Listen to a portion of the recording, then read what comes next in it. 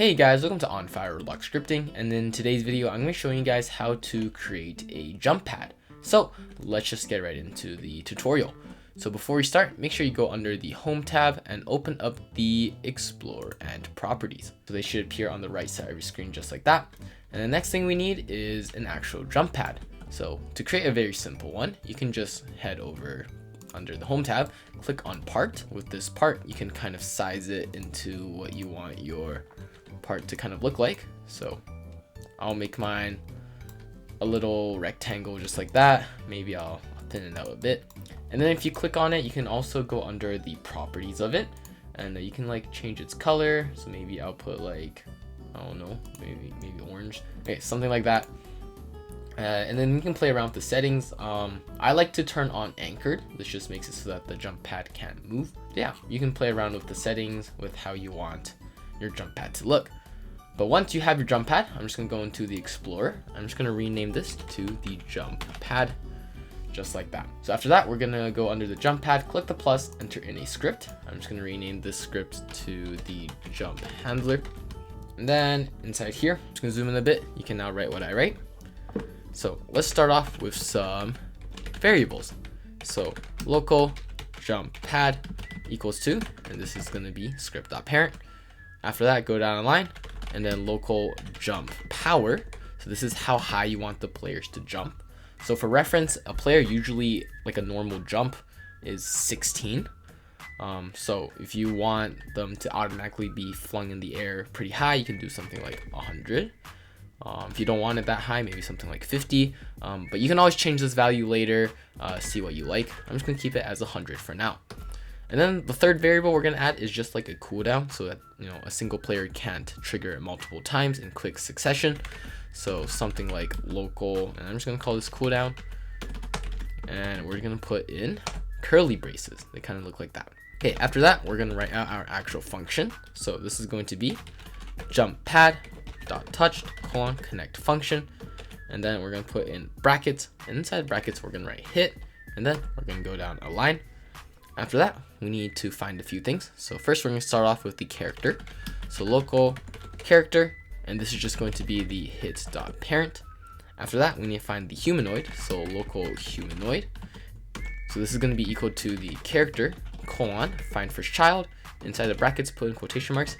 And then you want to write humanoid, but make sure it has a capital H in it.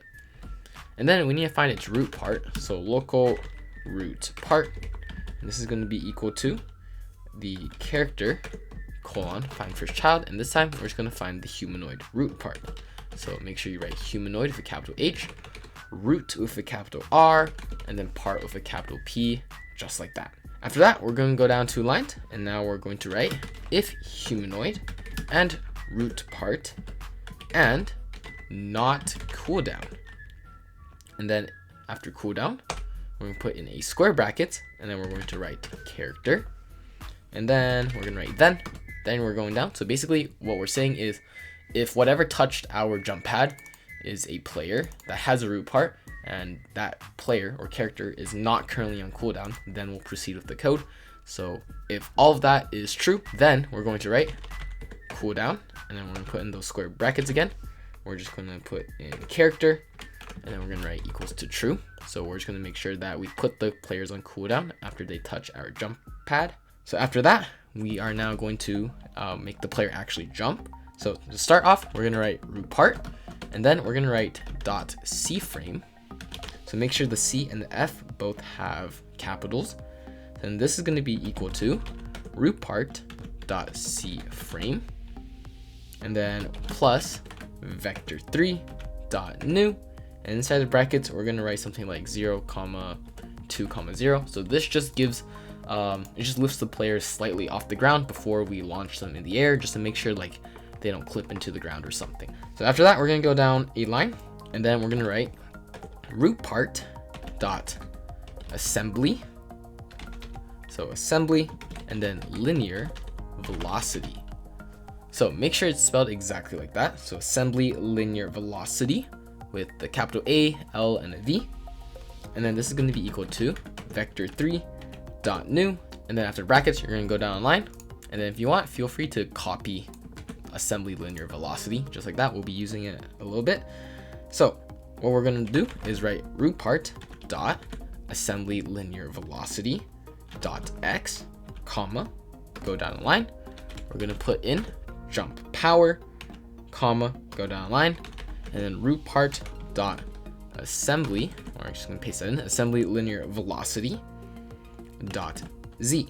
So basically what we've done here is after we put the player a little bit up into the air, then we're going to launch them in the air by changing their linear velocity. So we're going to keep the x, we're going to keep the z exactly the same, and the only thing we're changing is the y, which is going to be the jump power.